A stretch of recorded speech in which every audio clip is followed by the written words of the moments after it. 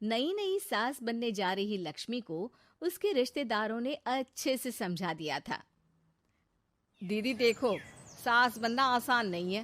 कहने को बहू आ जाती है, लेकिन सारे घर में हक ऐसे कर लेगी जैसे तुमने तो इतने साल से घर के लिए कुछ किया ही ना हो। और नहीं तो क्या, मेरी वाली ने तो घर का नक्शा ही चेंज करवा दिया था। कहती है खिड़की यहाँ नहीं वहाँ करो, दरवाजा इस दिशा से खोलो और न जाने क्या क्या। अरे बताओ, 20 साल से क्या मैं गलत खिड़की दरवाजे के साथ रह रही थी? तभी वहाँ बेटी आ जाती है। हाँ माँ, और पक्का भाभी आने के बाद तो मेरा हाल बुरा ही होना है। तुम हर बात पर मुझे इग्नोर करोगी। हे भगवान, इतना सब कुछ होता है बहू के आ जाने पर, मुझे तो पता ही नहीं था। अरे एक हमारा जमाना था। अरे हमारा जमाना तो भूल ही जाओ कि सास के हाथ में कमान होती थी और हम कठपुतली। जीवन भर कठपुतली ही रहना है, पहले सास की और अब बहू की। खैर, मुर्गे की अम्मा कब तक खैर मनाती। हो जाती है बेटी की शादी और घर आ जाती है प्यारी सी पल्लवी। माँ जी चाय लीजिए। सास जो कि पहले से डरी हुई थी, हाँ हाँ लाओ लाओ। लेकिन चाय पीते ही थू, अरे इसमें किरकिरा सा क्या है? चाय में चीनी तो है ही नहीं। माँ जी वो ये बता रहे थे कि आपको शुगर की बीमारी है, तो मैंने चीनी की जगह गुड़ का पाउडर डाला है, वो शुगर के लिए ठीक रहेगा। सास गुस्से से लाल हो जाती है। अरे नहीं नहीं, मैंने जीवन भर चीनी की ही चाय पी है, तो मैं तो चीनी वाली ही चाय पीऊंगी। तुम आई और मैं नियम बदल दूं?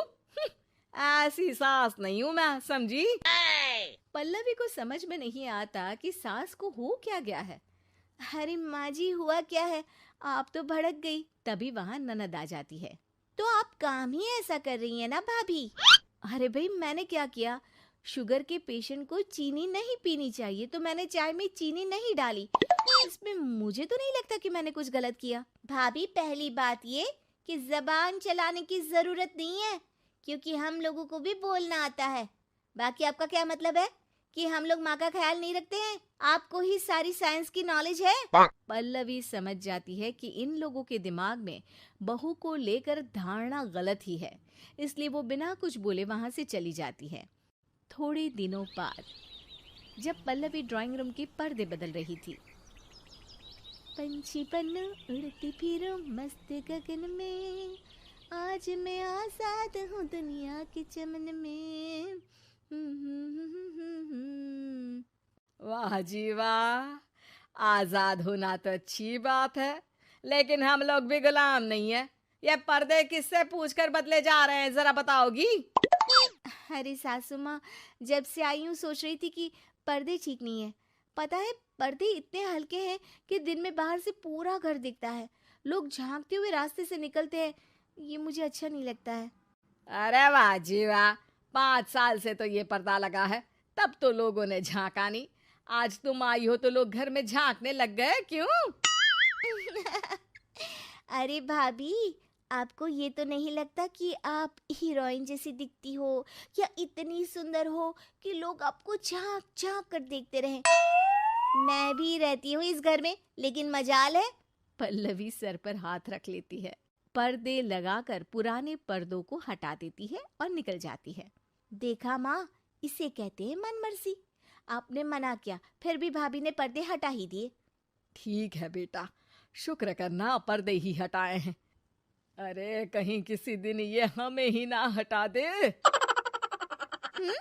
ऐसे कैसे हटा देंगी, हम क्या पर्दे हैं?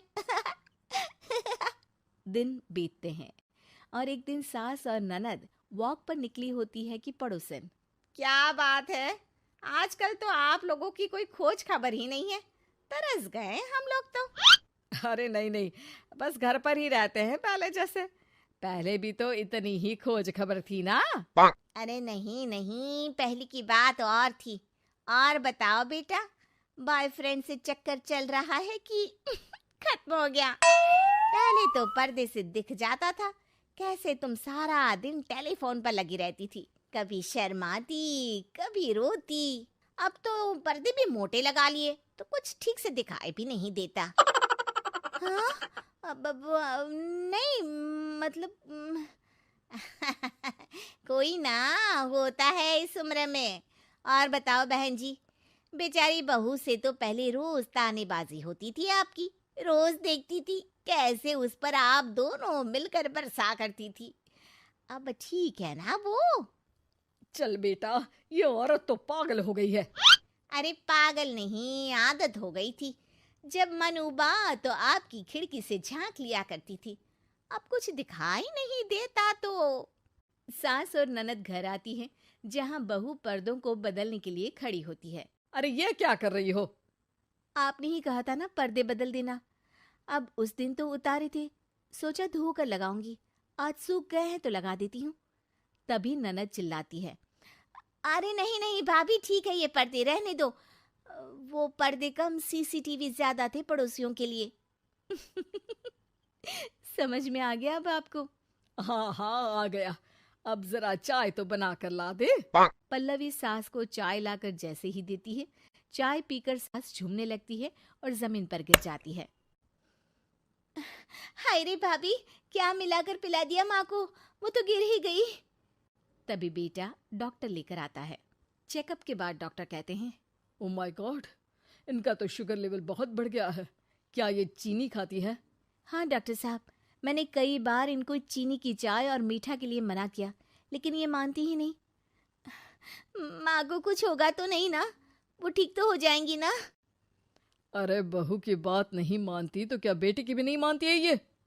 बेटा, आप नहीं रोकती अपनी माँ को चीनी की चाय और मीठा खाने से?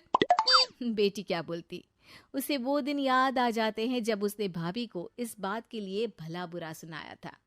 डॉक्टर के जाने के बाद, भाभी मुझे माफ कर दो, लोगों के कहने में आकर हम लोगों ने आपसे बहुत बुरा व्यवहार किया, जबकि ससुराल वालों को ये समझना चाहिए कि घर बहू का भी होता है।